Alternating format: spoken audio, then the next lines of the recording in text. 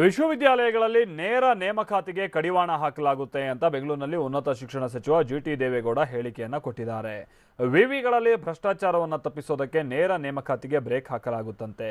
ಅಂದ್ರೆ ವಿವಿಗಳು ಕೆಇಎ ಮುಖಾಂತರವೇ ನೇಮಕಾತಿ ಮಾಡ್ಕೊಳ್ಬೇಕು. ಅಂದ್ರೆ ಕರ್ನಾಟಕ ಶಿಕ್ಷಣ ಪ್ರಾಧಿಕಾರದ ಮುಖಾಂತರವಾಗಿಯೇ ನೇಮಕಾತಿಯನ್ನ ಮಾಡ್ಕೊಳ್ಬೇಕು. ಈವರೆಗೂ ವಿವಿಗಳು ನೇರವಾಗಿ ನೇಮಕಾತಿಯನ್ನ ಮಾಡ್ಕೊಳ್ತಾ ಇದ್ವು. ಇದು ತಪ್ಪು. ಇದರಿಂದ ಭ್ರಷ್ಟಾಚಾರ ಬಹಳ ಹೆಚ್ಚಾಗುತ್ತೆ. ಈ ಕಾರಣಕ್ಕಾಗಿ ಅದಕ್ಕೆಲ್ಲ ನಾನು ಬ್ರೇಕ್ ಹಾಕ್ತೀನಿ ಅಂತ ಉನ್ನತ ಶಿಕ್ಷಣ ಸಚಿವ ಜಿಟಿ ದೇವೇಗೌಡ ಹೇಳಿದ್ದಾರೆ.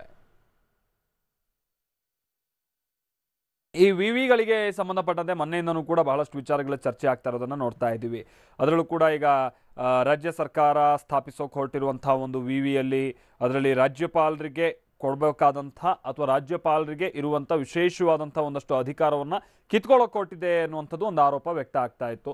ಅದರ ಜೊತೆಗೇನೆ ಈಗ ಮತ್ತೊಂದು ವಿಚಾರ ಈಗ ಪ್ರಸ್ತಾಪಕ್ಕೆ ಬಂದಿದೆ. ಅದು ವಿವಿಯಲ್ಲಿ ಈಗ ನೇರವಾದಂಥ ನೇಮಕಾತಿಗಳು ಬಹಳಷ್ಟು ನಡೆಯುತ್ತಲ್ವಾ. ಸೊ ಅಂಥ ನೇಮಕಾತಿಗಳಿಗೆಲ್ಲ ಕಡಿವಾಣ ಹಾಕುವ ಮುಖಾಂತರವಾಗಿ ಕರ್ನಾಟಕ ಶಿಕ್ಷಣ ಪ್ರಾಧಿಕಾರದ ಮುಖಾಂತರವಾಗಿಯೇ ಎಲ್ಲವೂ ಕೂಡ ನಡೆದ್ರೆ ಸಮಸ್ಯೆ ಆಗೋದಿಲ್ಲ, ಭ್ರಷ್ಟಾಚಾರ ಆಗೋದಿಲ್ಲ ಅನ್ನುವಂಥ ನಿರ್ಧಾರಕ್ಕೆ ಬಹುಶಃ ಬಂದಿದ್ದಾರೆ ಉನ್ನತ ಶಿಕ್ಷಣ ಸಚಿವರು.